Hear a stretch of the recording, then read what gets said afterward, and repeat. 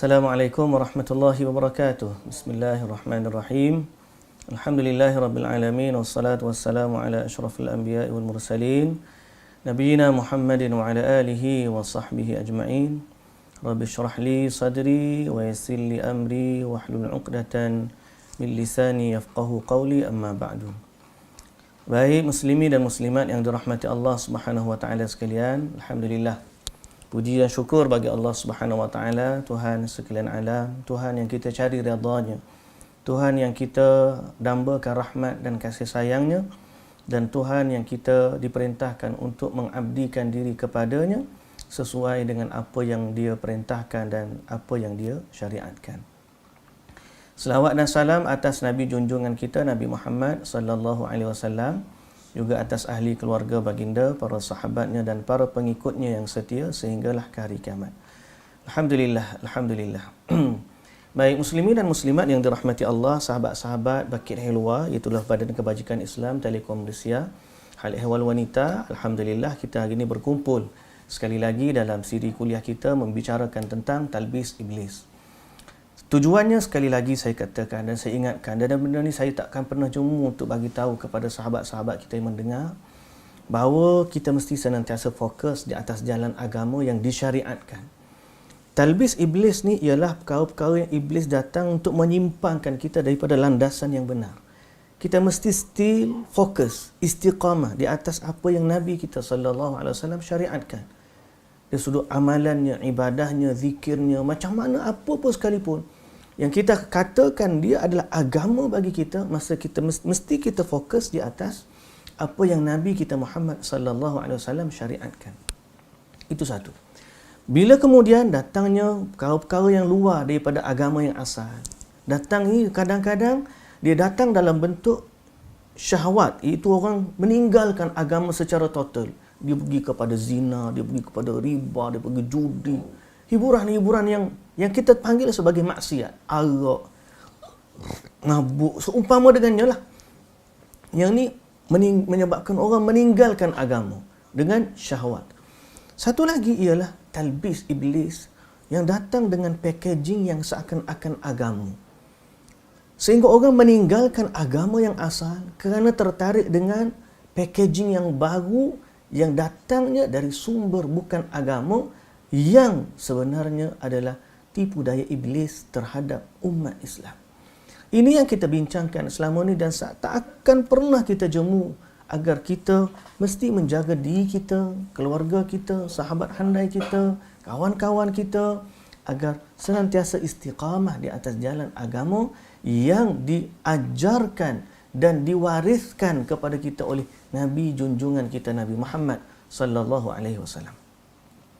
Baik, tentunya perkara yang kita sedang bincang selama ni ialah berkaitan dengan hiburan-hiburan atau nyanyian-nyanyian yang dianggap sebagai zikir. Mungkin tidak jauh pandangannya daripada kita hari ini, kita boleh melihat sebagai sebahagian orang zikirnya kepada Allah dengan alunan-alunan muzik. Mereka malah membuatkan majlis-majlis seakan-akan majlis mengingati Rasulullah, seakan-akan majlis mengingati Allah, tapi dengan alunan-alunan muzik, rebana. Bahkan hari ini lebih dahsyat, ada yang sampai ke tahap dangdut, ada yang sampai ke tahap rock.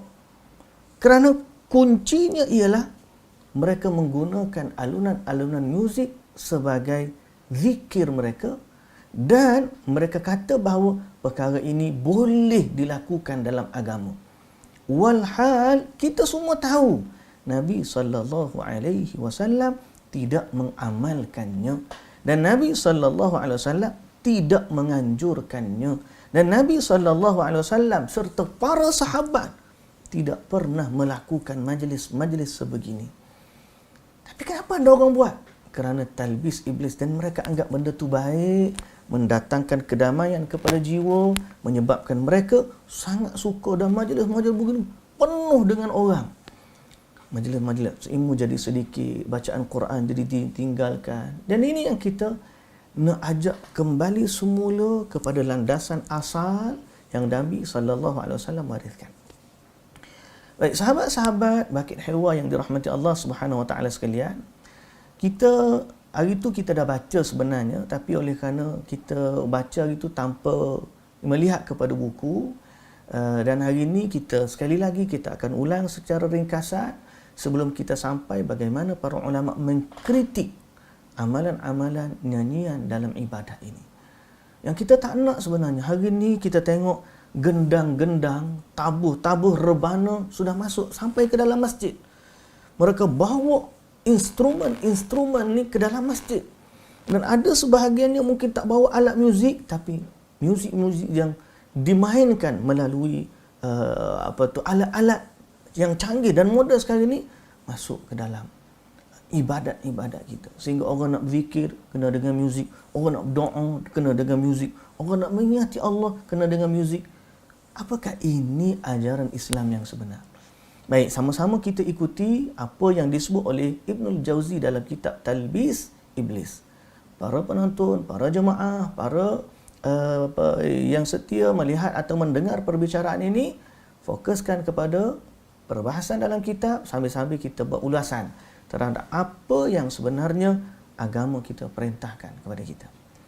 Baik, bab yang kita bincang pada hari ini, sebenarnya kita dah baca sikit pada minggu lepas, iaitulah syubhat yang dijadikan pegangan kalangan yang membolehkan mendengarkan nyanyian. Maknanya, orang yang kata boleh ni, kenapa dia kata boleh? Pertama, ada riwayat hadis Aisyah, dua orang gadis yang menabuh rebana dekat dengan Aisyah radhiyallahu anha.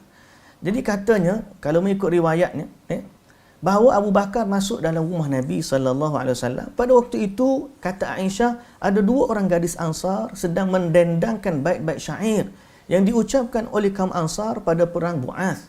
Spontan Abu Bakar berkata dengan tegas. Abu Bakar kata, patutkah ada seruling? Patutkah ada seruling syaitan di rumah Rasulullah sallallahu alaihi wasallam? Patutkah ada seruling syaitan di rumah Rasulullah sallallahu alaihi wasallam? Itu kata Aisyah radhiyallahu anha. Kata Abu Bakar radhiyallahu anhu. Lalu Rasulullah sallallahu alaihi wasallam kata, tak apalah, biarlah wahai Abu Bakar, ingatlah setiap kaum itu memiliki hari raya dan sekarang adalah hari raya kita.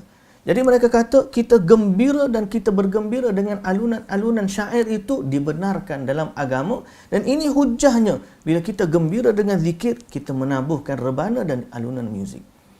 Faham? Okey. Kemudian hadis yang kedua dia kata, hadis Allah suka kepada suara-suara yang indah. Kata Nabi SAW, dia kata dalam hadis ni, kalau ikut dengan Adam ni, dia kata takhrij hadis ini riwayat dari takhrijnya sebut nanti dia akan dijawab pada ni. Okey. Apa dia kata apa? Ada hadis Fadalah bin Ubaid dari Nabi sallallahu alaihi wasallam. Katanya Nabi kata, Allah lebih suka menyemak suara laki-laki yang bersuara merdu kala membaca Al-Quran berbanding pemilik budak lelaki menyemak nyanyiannya. Faham tak maksudnya? Ada seorang tuan dengar orang hamba dia menyanyi. Allah dengar hamba dia baca Quran. Allah lebih suka mendengar hamba dia baca Quran berbanding seorang tuan dengar budak lelaki dia menyanyi. So dia kata apa? Dalil dari hadis tersebut, Rasulullah menegaskan halalnya mendengarkan nyanyian dan dia tidak boleh dikiaskan pada perkara yang diharam. Maknanya, bila Nabi buat contoh Allah dengan Quran, tuan dengan nyanyian budak, ini menunjukkan nyanyian tu boleh. Kerana takkanlah Nabi buat perbandingan antara yang haram dengan yang halal, dengan yang halal dengan yang haram. Itu hujah yang kedua. Mereka kata, ini boleh diterima dan ini boleh dilakukan. So, hujah pertama apa? Hadis Aisyah radhiyallahu anha. Aisyah ada budak main rebana di rumah Aisyah. Hujah yang kedua, kerana Nabi buat perbandingan antara Allah dengar hamba dia baca Quran dengan tuan dengar hamba dia menyanyi. Dan hadis Abi Hurairah radhiyallahu anhu dari Rasulullah sallallahu alaihi wasallam, ma adzina Allahu li syai'in min ma adzina lin nabiyyin yataghanna bil Quran. Dan tidaklah Allah mendengarkan sesuatu sebagaimana dia mendengarkan seorang Nabi melantunkan Al-Quran. Kalimah lantunkan di sini al-ghina. Yataghanna, kalimah ghina maknanya menyanyikan Al-Quran. Maka Allah suka dengar para nabi atau nabi menyanyikan Al-Quran. Baik, kemudian hadis Muhammad bin Hatib Nabi SAW sebut fadlu ma bainal halali wal haram darbu biduf. Pemisah antara halal dan haram adalah tabuhan rebana. Okay, semua ni ada takhrij dia, riwayat-riwayatnya. Baik, macam mana nak jawab? Ini yang dikatakan. Kalau kita kata tak boleh, tak boleh, tak boleh. Dia berkata boleh, boleh, boleh. Macam mana kata boleh? Ini dia kata. Sebab hadis-hadis macam ni, suruh dia macam ni. Pertama, Aisyah, budak tu main. Rumah Aisyah, Nabi ada. Abu Bakar tegur, Nabi kata biarlah. Boleh. Yang kedua, dia kata apa? Kerana Nabi buat berbandingan, Allah suka dengan orang mengaji Quran sebagaimana Tuan suka dengan budak nyanyi. Bererti berbandingan ni menunjukkan nyanyi dengan Quran halal, sama-sama. Okey, macam mana nak jawab? Ketiga dia kata Allah suka dengan Nabi melantunkan suaranya bila baca Quran. Okey? So, macam mana nak jawab? Macam mana, bukan saya lah nak jawab, macam mana jawapan Ibnul Jauzi dan para ulama lain berkaitan dengan hujah ini. Baik. Pertama, terkait hadis Aisyah radhiyallahu anha, dia telah bahas. Baik. Yang kami ulas juga bahawa dua gadis tersebut senandungkan adalah lafaz bait syair. Okey? Dan mereka ini menyebutnya nyanyian kerana adanya lafaz senandung, pengulangan dan pengucapan serta hal-hal semacamnya yang tidak menyimpang dari batas kewajaran. Okey. Nak banding nyanyi budak zaman tu dengan budak zaman ni, tak boleh nak banding. Bagaimana mungkin peristiwa yang terjadi di zaman yang masih bersih itu, kerana hati mereka suci, dijadikan hujah untuk melegalkan suara-suara yang ada di zaman yang kacau ini. Di masa kita hidup dan didengarkan jiwa-jiwa yang telah dikuasai hawa nafsu. Zaman dulu sahabat Abu Bakar dengar tak terkesan pun. Kira zaman kita, Dan ini tidak lain, dia kata, merupakan kesalahfahaman bila kita gunakan hujah tu untuk menjustifikasikan nyanyian zaman ni. Okey? Sebab apa? Aisyah radhiyallahu anha sendiri orang yang dijadikan hujah tu. Ni, Aisyah sendiri yang dikatakan apa? Aisyah kata, andaikan Rasulullah sallallahu alaihi wasallam mengetahui apa yang diperbuat oleh wanita pada zaman sekarang ni, pada Aisyah masih hidup dulu, zaman tabi'in dulu, tentu baginda melarang mereka datang ke masjid. Kerana fitnah zaman selepas sahabat, apatah lagi nak banding zaman kita. Maka seorang mufti Islam selayaknya mempertimbangkan faktor kondisi keadaan. Doktor pun kena tengok faktor waktu, usia, tempat tinggal sebelum memberi resipi ubat dia.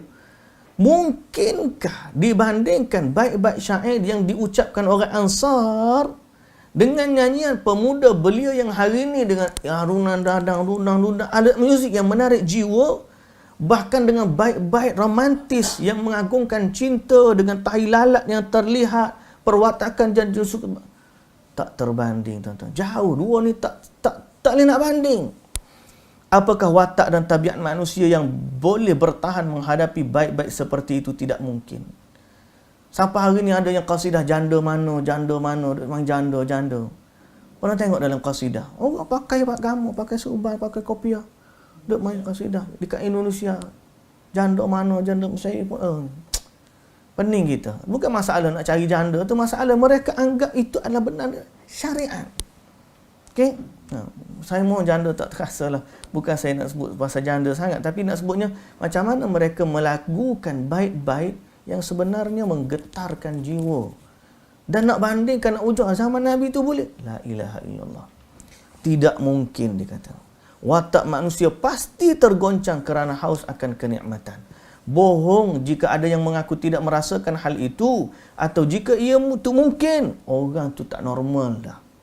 Siapa yang mengira dapat memetik isyarat kepada Khaliq melalui nyanyian seperti itu, berarti sudah mengenal sesuatu yang tidak patut untuk boleh mengenal Allah Azza wa Jalla, kerana watak manusia akan mendahului akal demi meraih keinginan.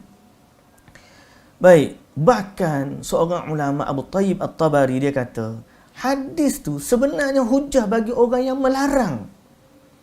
Sebab apa? Sebab Abu Bakar masa tu menegah. Jadi Abu Bakar lebih faham ke ataupun budak wanita yang tu lebih faham? Abu Bakar masuk, Abu Bakar marah. Abu Bakar kata, patutkah seruling syaitan dinyanyikan dalam rumah Nabi? Dan Nabi SAW tidak melarang pun Abu Bakar di saat Abu Bakar mengucapkan ucapan tersebut. Bererti Nabi mengiyakan perkataan Abu Bakar bahawa nyanyian itu adalah seruling syaitan. Cuma Nabi benarkan kerana pada ketika itu adalah budak-budak dan nyanyi pula pada hari kegembiraan mereka. Bukan untuk ibadah, tuan-tuan. Bukan untuk kita berzikir mengingati Allah Azza wa Jalla setiap hari, setiap masa dengan gendang dan macam-macam. Nak majlis ilmu, duk joget atas pentas. Sekarang ni, ya Allah, Allahu Akbar. Jadi saya harap mudah-mudahan Allah jaga kita semua. Still istiqamah. Still on the path of Nabi SAW. Allah dah syariatkan kepada kita melalui Nabi SAW. Baik, kemudian yang beliau ingkari Abu Bakar, yang Nabi kata biarlah. Kerana pada masa tu Abu Bakar tengok budak-budak tu kesian. Nabi pun biarlah. Kemudian hari itu pula hari raya. Di samping itu Aisyah pun masih kecil. Terbukti setelah daripada Aisyah balik, dia besar, dia sendiri yang kata, Aisyah sendiri kata, kalaulah Nabi tengok apa yang berlaku zaman hari ni, Nabi tak akan bagi orang perempuan pergi masjid. Kata Aisyah radhiyallahu anha. Dan anak saudara Aisyah radhiyallahu anha, Al-Qasim bin Muhammad, juga mencela nyanyian dan melarang mendengarkannya. Padahal Al-Qasim ni mengambil ilmu daripada Aisyah radhiyallahu anha. Jadi macam mana seorang nak berhujah dengan hadis Aisyah sedangkan Aisyah sendiri melarang perbuatan tersebut? Nampak tak? Ini al-hujjah dalam agama. Penulis berkata, terkait kata hiburan yang disebutkan di hadis lain, ia tidak tegas menyebutkan nyanyian sehingga boleh jadi hiburan itu merupakan senandung syair ataupun lainnya. Dan kalau kita tengok riwayat lain pula, tu bukan nyanyian pun. Itu jenis syair-syair yang tak boleh disamakan dengan bentuk nyanyian yang ada pada hari ini. Baik, itu hujah yang pertama. Dah boleh jawapan dia? Okey, jawapan bagi hujah yang kedua. Apa hujah kedua dia? Allah Ta'ala suka dengar hamba dia baca Quran sebagaimana tuan budak suka tengok hamba dia nyanyi. Jadi seolah-olah bandingan tu menunjukkan nyanyian dengan baca Quran ni hukumnya sama-sama boleh, halal. Ya salam. Baik, nasib baik penulis kita baca. Bukan saya jawab, tuan-tuan, kita baca buku Ibnul Jauzi tulis. Terjemahan dia lah. Mengenai persamaan dengan penyemakan nyanyian budak wanita, tidaklah tertutup kemungkinan bahawa sesuatu yang diserupai memang perkara yang diharamkan. Menyemak nyanyian budak wanita memang perkara yang diharamkan. Kerana saat ada yang berucap, saya merasakan kenikmatan lebih pada madu melebihi kenikmatan arak. Maka ini ada benarnya.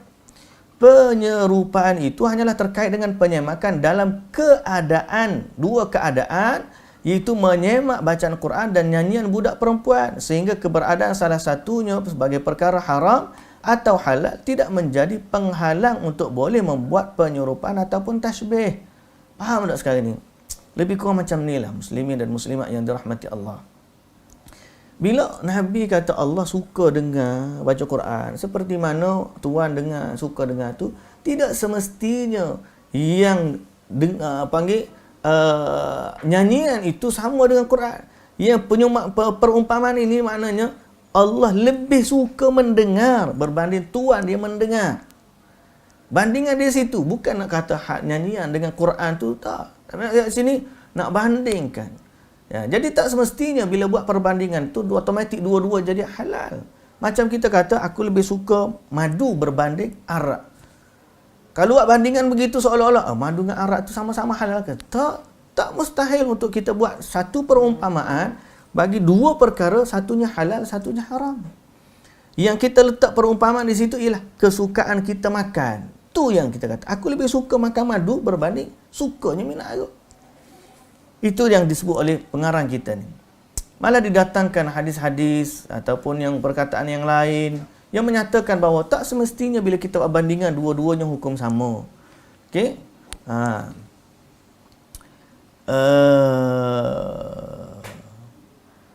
Kerana sebagai contoh, fuqaha menyamakan air wuduk dengan darah syahid. Jangan kamu keringkan air wuduk seperti mana orang tidak dianjurkan untuk mengelak darah para syuhada. Jadi tak semestinya hukum air wuduk sama dengan hukum darah. Walaupun yang disamakan pada masa itu ialah kerana keutamaan darah yang melekat dengan air yang melekat. Tapi hukumnya berbeza. Hukum air suci, hukum darah najis. Nampak tak? Jadi kesimpulan Ibnu Tahir yang menyatakan bahawa qiyas hanya boleh dilakukan atas perkara mubah, hal ini pemahaman kaum sufi, bukanlah pemahaman ulama ahli sunnah. Jadi tertolak. Faham? Kita tolak jawapan yang kedua. Hujah yang ketiga, sabda Rasulullah sallallahu alaihi wasallam melantunkan Al-Quran. Allah suka nabi-nabi pada dia melantunkan suara dengan Al-Quran. Sufyan al-Thawri, Sufyan ibn Uyainah mengatakan, melantunkan yakni merasa cukup dengannya. Menurutnya maknanya ialah menyenandungkan Al-Quran. Fuqaha lain menyatakan yakni menjadikan Al-Quran sebagai pengganti nyanyian para musafir. Berarti yang dimaksudkan di sini, daripada kamu duk menyanyi itu, baiklah kamu menyanyikan Al-Quran. Itu yang dimaksudkan. Duk gendang, duk berapa. Hiburan sebenar bagi kita adalah Al-Quran. Nak menyanyi, nyanyilah Al-Quran. Bismillahirrahmanirrahim. Nyanyi dengan Al-Quran. Tabarakalladzi biyadihil mulku wa huwa ala kulli syai'in qadir. Inilah nyanyiannya para Nabi, nyanyiannya Nabi dan para sahabat dan para tabi'in serta para ulama-ulama silam. Tak ada mereka sahabat-sahabat duk sibuk dengan menyanyi, duk bergendang qasidah. Tak ada. Nabi sendiri tak sibuk. Macam mana kalau tidak sibuk? Nak khatam Quran 3 hari sekali, tuan-tuan. Nak khatam Quran seminggu sekali. Macam mana? Tak, kerana mereka sibuk dengan nyanyian mereka adalah Al-Quran.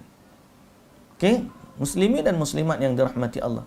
Terkait tabuhan rebana, sekelompok tabi'in merosakkan rebana. Kalau dia kata bolehnya rebana, macam mana juga perbuatan para tabi'in, mereka pergi rosakkan rebana-rebana. Kalau itu yang berlaku, bagaimana hari ni gitarnya ada, pianonya ada. Apa dia panggil apa? Selain apa macam piano tu, boleh keluar apa? Macam piano tapi bukan piano tu. Apa dia panggil? Elektrik tu. Tak ingat nama gapo. So, benda-benda macam tu takkanlah nak banding dengan tabuh rebana kompang tu. Zaman ni Allahu Akbar macam-macam. Bahkan Al-Hasanul Basri berkata, rebana sama sekali bukan sunnah para rasul. Mengenai sabda Rasulullah sallallahu alaihi wasallam, faslu ma bainal halali wal haram darbu bid-duf. Pemisah antara halal dan haram adalah tabuhan rebana. Abu Ubaid Al-Qasim bin Salam menegaskan, barang siapa yang mengartikan menabuh rebana dalam sabda baginda seperti yang dilakukan oleh para sufi, maka ia salah menafsirkannya. Sebab yang dimaksudkan Rasulullah sallallahu alaihi wasallam adalah memberitahukan pernikahan dan riuhnya suara dan pemberitahu di tengah masyarakat.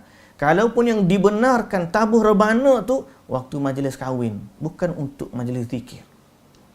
Kalaupun dimaksudkan. Siapa yang faham majlis zikir para sufi, maka dia telah bersalahan dengan pemahaman yang sebenar. Aku berkata, Ibnul Jauzi kata, seandainya hadis ini difahami dengan tabuhan rebana yang sebenarnya, tentu itu pun benar dan diperbolehkan. Kerana Imam Ahmad berkata, aku harap menabuh rebana hukumnya tidaklah apa-apa dalam pernikahan maupun acara semisalnya, hanya saja aku memakruhkan gendang.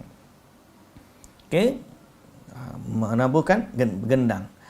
Amir bin Sa'ad Al-Bajali menceritakan, aku mencari Thabit bin Sa'ad, seorang pejuang dalam perang Badar. Lalu aku menemukannya dalam acara pernikahan dirinya. Ternyata di sana ada beberapa budak wanita yang sedang menyanyi sambil menabuh rebana. Maka aku bertanya, mengapa kamu tidak melarang hal ini? Dia pun menjawab, tidak, Rasulullah SAW memberikan kami keringanan dalam hal ini. Penulis berkata, okey, semua hujah yang mereka kemukakan di atas sama sekali tidak boleh dijadikan dalil untuk membolehkan nyanyian yang kita kenal pada saat ini yang boleh membangkitkan hasrat pendengarnya. Allahu Akbar. Okey. Jadi semua hujah-hujah tadi terbatal.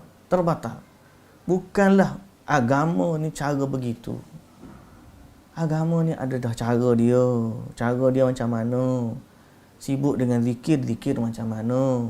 Ingat kepada Allah hatinya macam mana? Okey, bukan dengan alunan-alunan begini. Tambah lagi dengan lenggang-lengguknya, tolak ke depan, pergi ke belakang, kiri, kemudian kanan. Ada setengah musing sambil bunyi alunan musing dengan kainnya terbentang macam bele tu. Apakah ini agama, tuan-tuan? Puan-puan yang dirahmati Allah, agama milik Allah. Agama adalah mengikut syariat, bukan dengan hawa nafsu. Semoga Allah Ta'ala jaga agama kita. Jagalah betul-betul. Zaman ni zaman fitnah. Dan fitnah dia tak datang daripada orang-orang yang jahat, orang yang kita nampak sebagai pembenci agama. Tapi dia datang dengan rupa orang yang mencintai agama dan kalam-kalam yang lembut, mendamaikan, seronok, orang rasa happening, dia rasa feel. Ada seorang tu saya dengar, tuan-tuan yang dirahmati Allah, seorang tu dia mula ikut majlis zikir ataupun dia ikut kuliah ahli sunnah, kuliah hadis. Nabi acam macam ni, Nabi buat macam ni, zikir Nabi macam ni. Bila dia ajar tu dia rasa saya tak feel. Kemudian bila dia pergi berpindah kepada amalan zikir-zikir orang-orang kumpulan sufi dengan macam-macam lah kita semua boleh bayangkan. So, akhirnya dia kata saya lebih suka yang ni kerana dia lebih feel. Saya rasa feel. Orang sunnah ni zikir pun senyap-senyap seorang-seorang. Hal ni tak kita happening, ada feel, kita rasa semangat. Tuan-tuan yang dirahmati Allah, agama ni bukan dengan feeling. Agama ni dengan hujah. Dan ketenangan hati akan datang apabila kita menepati apa yang Allah wahyukan kepada kita. Apa yang Allah wahyukan kepada Nabi SAW dan Nabi sampaikan wahyu itu kepada kita. Itulah agama. Dan kedamaian yang ada dalam hati orang yang mentaati sunnah Nabi bukan pada seronoknya majlis, tak. Tapi kerana mereka rasa bahagianya apabila mereka sedar apa yang mereka buat sama dengan apa yang diajar oleh Nabi SAW.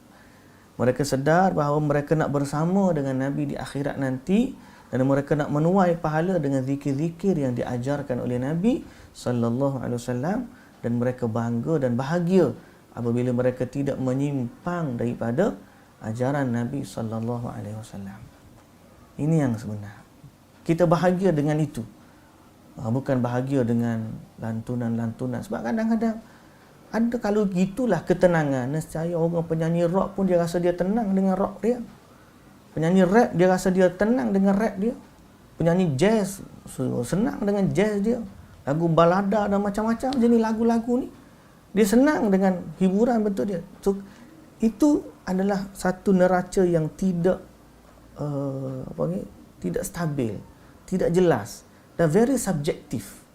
Agama tidak begitu. Agama mesti konkret. Agama ni mesti ditegakkan atas hujah. Apa yang Allah Ta'ala nak, apa yang Allah wahyukan dan apa yang disampaikan kepada kita oleh Nabi kita Muhammad sallallahu alaihi wasallam. Baik. Pendapat di atas didokong oleh argumen hujah sekelompok orang terfitnah dengan kecintaan terhadap tasawuf seperti Abu Nu'aim Al-Asfahani, padahal hujahnya tersebut sama sekali tidak valid.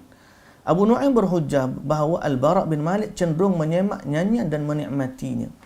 Penulis berkata, Abu Nu'aim menuturkan hal ini dari Al-Bara' kerana dia meriwayatkan pada suatu hari Al-Bara' berbaring sambil melantunkan sesuatu.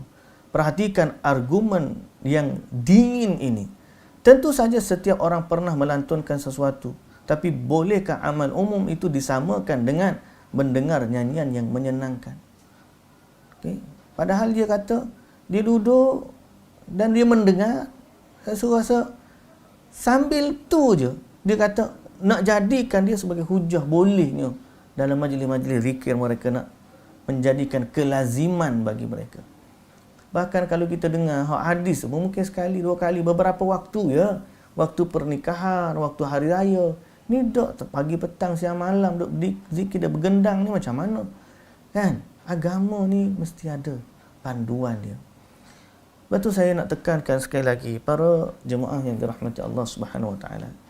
Kita mesti faham bahawa asal agama ni al-ibadah al-aslu fil ibadah at-tawaqquf.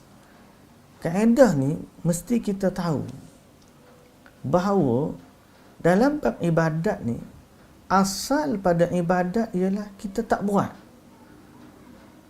Tiada. Sehingga ada hujah yang mengajarkannya. So ni seolah-olah tanah kosong, kita tak tahu nak pergi mana, sehingga ada jalan yang tunjuk kepada kita, kamu pergi di sini. Ini adalah jalan menuju syurga. Bukan sekadar ni jalan kosong, kamu pergi ke mana-mana sampai kamu jumpa no entry. Jalan pun tak ada, macam mana nak pergi? Sekarang ni jalan tu tak ada. Bukan main redah je tak. Dalam masalah ibadat, kita tak tahu ni nak pergi mana ni. Sehinggalah kita nampak jalan yang menunjukkan kita. So, itulah dia. So, macam mana nak buat dalam agama ni, kita tak tahu. Sebagai contoh, tuan-tuan. Sahabat-sahabat Nabi, kita nak faham ni, kaedah ni kena faham. Sahabat Nabi, bila dia nak cari pahala, dia tak sembrono dia buat. Sehingga Nabi ajar kepada dia. Sebagai contoh. Tuan-tuan, perempuan ingat tak hadis yang orang miskin mengadu kepada Nabi SAW? Dia mengadu sebab pahala orang kaya banyak daripada dia. Kan?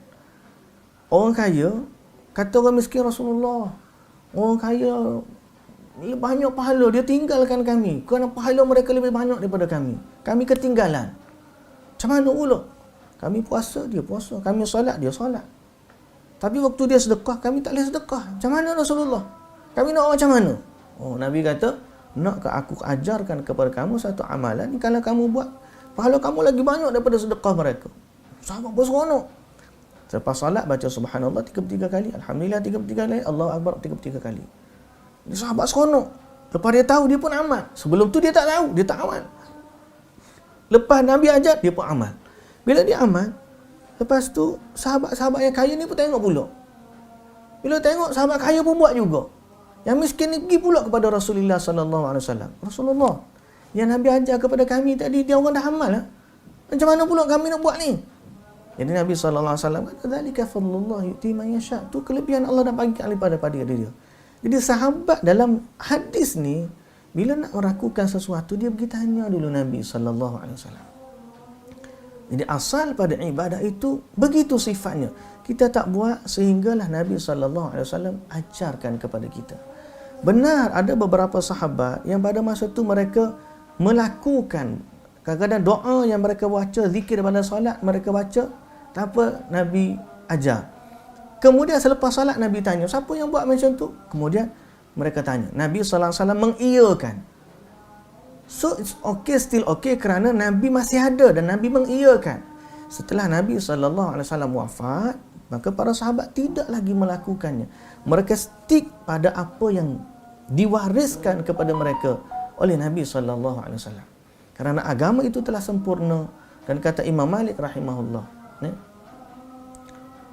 Allahu Akbar, Allahu Akbar, Allahu Akbar. Ini saya nak jawab azan kejap.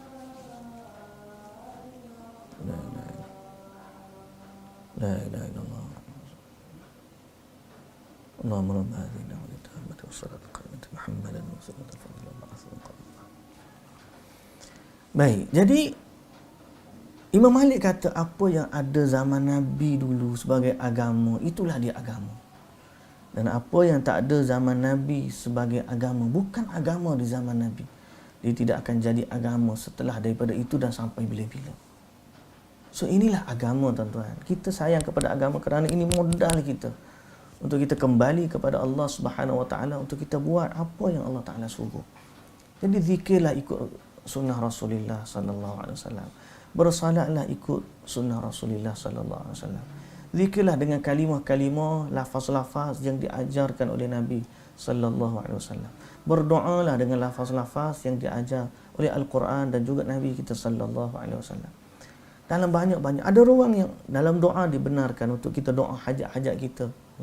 Tapi dalam ibadat-ibadat khusus, bilangan zikir banyak mana, lafaz zikirnya macam mana, lafaz dalam solat, lafaz dalam azan, lafaz daripada selepas wudu, doa selepas wudu, semua benda lafaz-lafaz yang very specific daripada Nabi sallallahu alaihi wasallam, dan kita stick apa pada Nabi kita yang Nabi sallallahu alaihi wasallam ajar, dan kita tak buat, sehinggalah ada bukti yang membenarkan atau mengajarkan kita. Ada orang tanya, tak adalah hadis pun larang kita. Tuan-tuan, dalam bab agama ni kita tak cari hadis larangan. Kalau kita nak cari ada tak hadis yang larang kita salat subuh 3 rakaat, tak akan jumpa. Ada tak larangan salat zuhur 5 rakaat atau 3 rakaat, tak akan jumpa. Yang kita jumpa ialah perintah agama untuk salat subuh 2 rakaat, petunjuk ajar. Kita tak akan jumpa hadis larang solat subuh 4 rakaat. Tak ada. Sebab memang asal tak perlu larang. Pasal dah ada petunjuk ni. Petunjuk ni ada, kita pergi.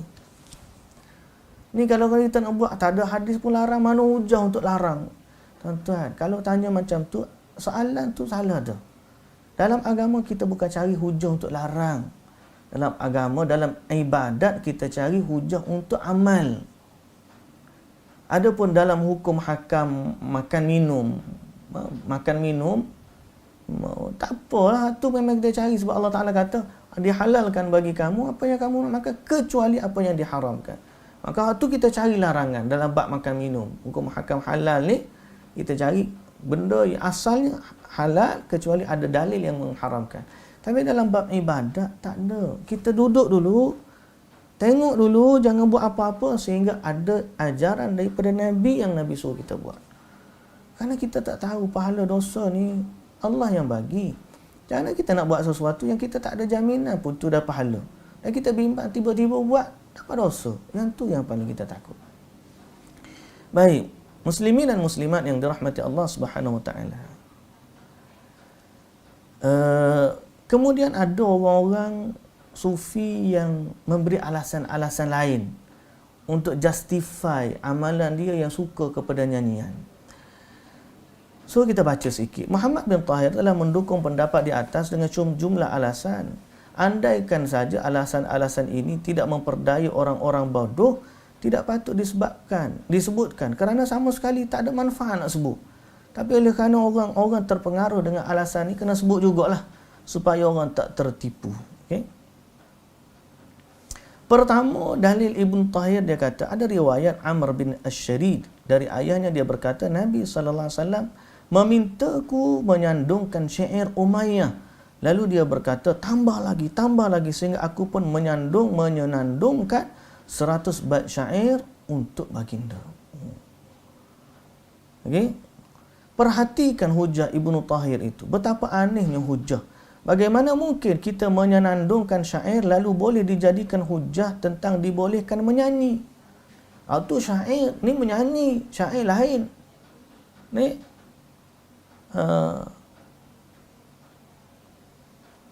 ini sama seperti orang mengatakan boleh menabuh punggung belakang kecapi dengan telapak tangan sehingga boleh pula memetik senar-senarnya. Maknanya kan api tu kita ada tali-tali dia, kita duk ketuk-ketuk bawah, belakang tong.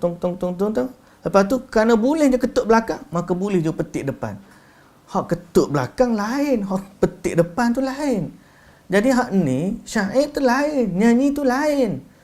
Syair memang tak ada orang kata tak boleh. Ni nyanyian sehingga akhirnya dengan alunan muzik kan. Itu yang lain, tuan-tuan. Dan agama tidak suruh kita duduk sibuk dengan perkara tersebut. Okey. Muhammad bin Tahir telah terlupa bahawasanya menandungkan syair tidak selalu menimbulkan rasa senang seperti halnya ketika kita mendengarkan nyanyian. Penyertaan Muhammad bin Tahir sengaja aku kemukakan agar diketahui betapa jauhnya pemahaman dan kemampuan orang ini dalam menyimpulkan dalil. Jika bukan kerana tujuan tersebut, maka sesungguhnya waktu kita terlalu berharga untuk disia-siakan dengan mengurusi kerancuan berfikir. Kalau boleh tak nak sebut dah, tapi kerana orang terpengaruh, kena sebut juga.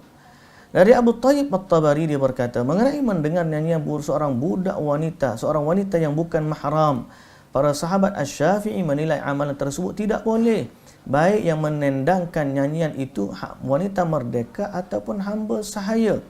Dan Abu Tayyib berkata rahimahullah, Imam Asy-Syafi'i berkata, jika pemilik budak, yakni hamba perempuan, mengumpulkan orang-orang untuk mendengarkan nyanyiannya, maka dia seorang bodoh dan kesaksiannya tertolak.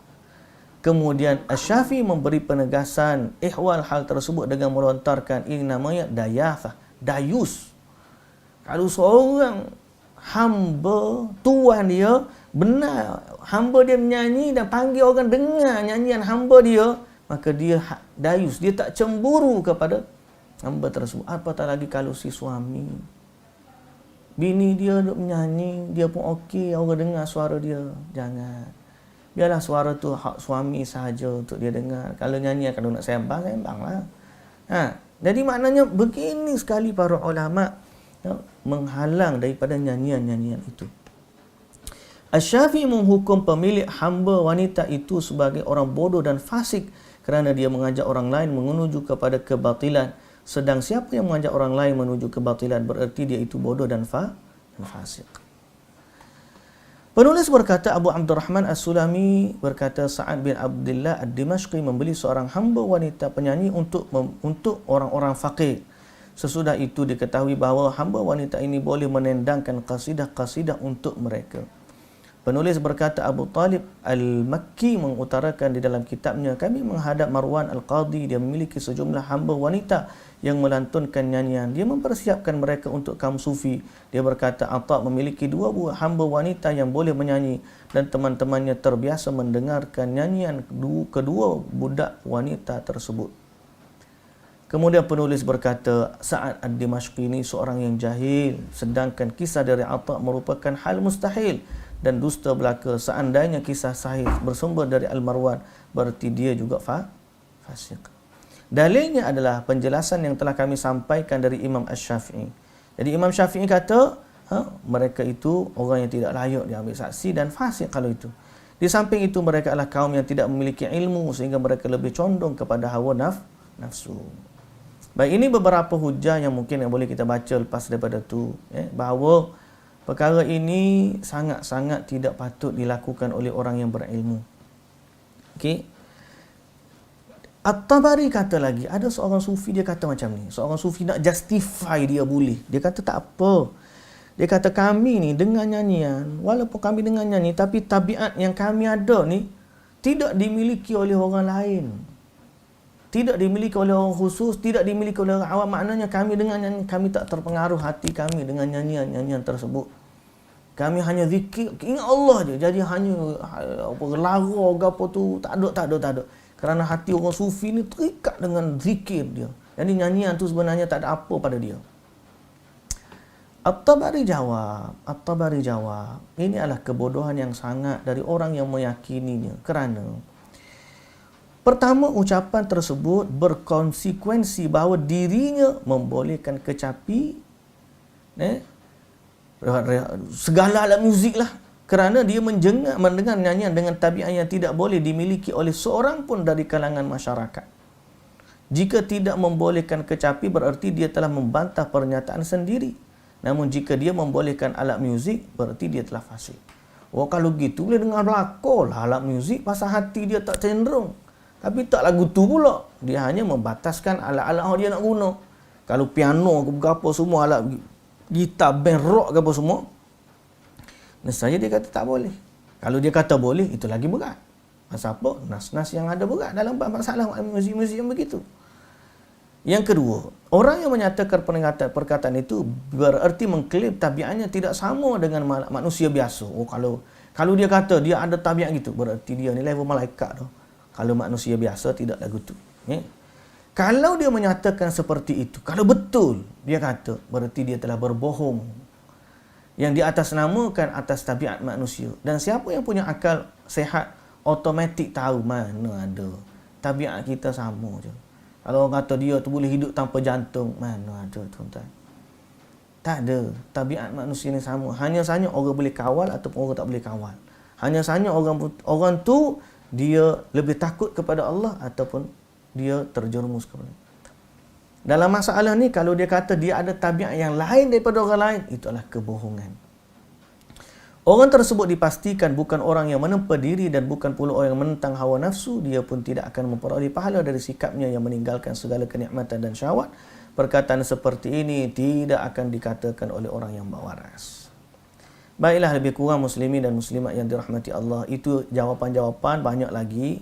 Tapi saya pun sebenarnya tak nak baca panjang-panjang. Argument orang sufi ni terlalu banyak sangat alasan dia. Alasan dan dalih untuk menjustifikasikan perbuatan mereka. Itu tak apa lagi dengan syair-syair yang merindui wanita-wanita seolah-olah macam semuanya kalau kita kata menyibukkan kita. Sebab tu Imam Syafi'i lari daripada mereka. Dia benci kepada orang-orang macam ni. Imam Syafi'i lah. Mereka memesongkan manusia daripada Quran. Jadi orang sibuk duk qasidah, sibuk duk menyanyi, sibuk duk berendang. Bila dia nak baca Quran, masa baca Quran pun tak cukup dah. Tiba-tiba nak mari pula gendang. Allahu akbar. Baik, muslimin dan muslimat yang dirahmati Allah, saya kira itulah yang kita dapat simpulkan pada hari ini. Nanti ada lagi perkataan ulama-ulama yang akan kita bincangkan nanti, iaitulah mereka ni, kita tanda sinilah. Okay. Hari ni apa kita nak sebut dia? TM kan? TM hari ni 13 hari bulan 6. So itulah yang dapat kita sebut pada hari ini, muslimin dan muslimat yang dirahmati Allah. Kita doakan kepada Allah Subhanahu Wa Taala agar Allah pandu kita sekali lagi, dan kita doakan kepada Allah Subhanahu Wa Taala agar Allah Subhanahu Wa Taala memberi kefahaman kepada kita, kefahaman dalam agama. Bacalah Quran, sibukkanlah diri dengan zikir-zikir yang Nabi ajar. Kita ada zikir pagi petang, kita ada zikir selepas salat, kita ada yang terutamanya baca Quran lah, baca Quran. Baca Quran ni, orang panggil khatam 3 hari sekali, 10 juzuk sehari pun bolehlah nak baca. Ni, kalau kita baca 1 juzuk sehari tu kira ni dah. Tapi kalau nak baca sampai 10 juzuk satu hari, bacalah, tak ada orang. Ni sampai pergi ke ada kata panas fikir, dia bergila isim. Mana ada tuan-tuan, sahabat-sahabat tak pernah begitu. Mereka kuat ingat kepada Allah, tapi mereka tak pernah gila, tak pernah panas, sebab mereka berzikir mengingati Allah dalam rangkuman atau dalam neraca agama yang diajar oleh Rasulullah sallallahu alaihi wasallam. Okey, sekali lagi saya berhenti setakat tu. Apa yang baik dari Allah Subhanahu Wa Taala, yang kurang, yang salah daripada kekurangan saya, mohon dimaafkan. Sehingga kita jumpa lagi. Subhanakallahumma wa bihamdika asyhadu an la ilaha illa anta astaghfiruka wa atubu ilaik. Aqulu qawli hadza wa astaghfirullahal azim li wa lakum. Wassalamu alaikum warahmatullahi wabarakatuh. Assalamualaikum. Jumpa lagi.